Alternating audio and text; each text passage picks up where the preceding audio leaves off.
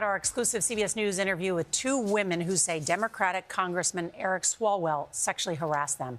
They told Nancy Cordes why they finally decided to go public. Swalwell denies allegations of sexual misconduct, but he did suspend his campaign for governor on Sunday and then announced he's going to resign from Congress. Nancy Cordes joins us now from Washington. Nancy, good morning. Good morning to you, Nora. This is the first time that Swalwell's accusers have been willing to go on camera. And they told us it wasn't an easy decision, but that they've been shocked to discover how many women had stories about Swalwell that were apparently just like theirs. I didn't tell anybody for years, out of fear. What were you afraid of? Well, at first I thought I was all alone. Anakah Alrech was still in college when she says she got what she thought was a big break. California Congressman Eric Swalwell offering to stay in touch after meeting with her student group in Washington, D.C. He offered to mentor me. Wow. That was, as someone who knew virtually nothing about politics at the time, or no one, that was just an incredibly generous offer that I felt very lucky to have. She says Swalwell created a group chat with all the students and then added her as a friend on the messaging app Snapchat. And so I asked the other people that were in the meeting, did he add them? And they said no. Were they all men? Yes.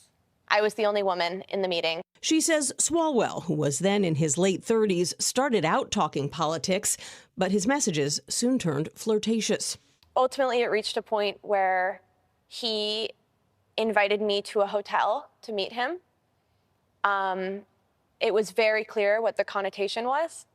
At that point, I completely stopped responding. What I keep thinking back to is how lucky I am that I didn't go to that hotel. Alisa Marco says she had a similar experience in 2021. She sent Swalwell a supportive message on Twitter. And to her surprise, he messaged right back. I was so excited. I was a low-level staffer who had no real political background, and he was this established figure in Democratic politics. They began to text, but she says he soon asked if she too was on Snapchat, where messages and photos automatically get deleted after they're viewed. How did the tenor of his conversation change? It started out as professional and platonic, and then slowly they became more and more explicit, asking me what I was wearing. Then one night he was on a trip and he was laying in his hotel room bed, and then he sent me a photo of his penis. Marco showed us text messages she sent to friends at the time about Swalwell's alleged advances. In one, she wrote, "He's snapping me right now, asking when he can see me." But beyond that, both women said little for years as they built careers as Democratic campaign strategists.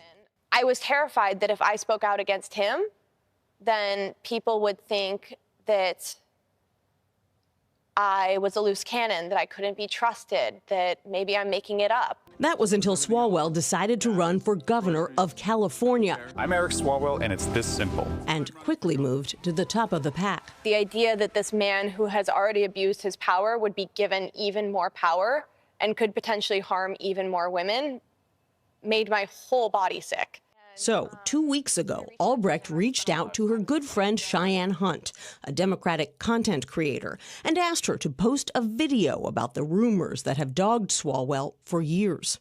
The Democratic candidate currently leading in the California governor's race has a known history of being predatory towards women. I could never have guessed where it would lead us. Where did it lead? I was immediately slammed with DMs from other women who said, "I have a story to tell."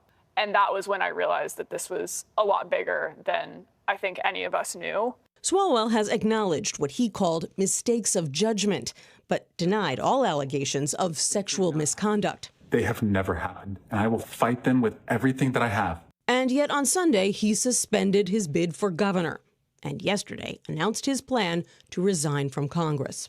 Is that justice in your view? I think we just prevented another 30 to 40 years potentially of him harming people if he were to stay in Congress. Yeah. So in that sense, I think we have served justice for his future victims. Wow. that won't exist anymore. We reached out to Swalwell multiple times to ask about these specific allegations, and we did not hear back. In videos, though, he has accused the women of teaming up with MAGA Republicans or even a rival campaign.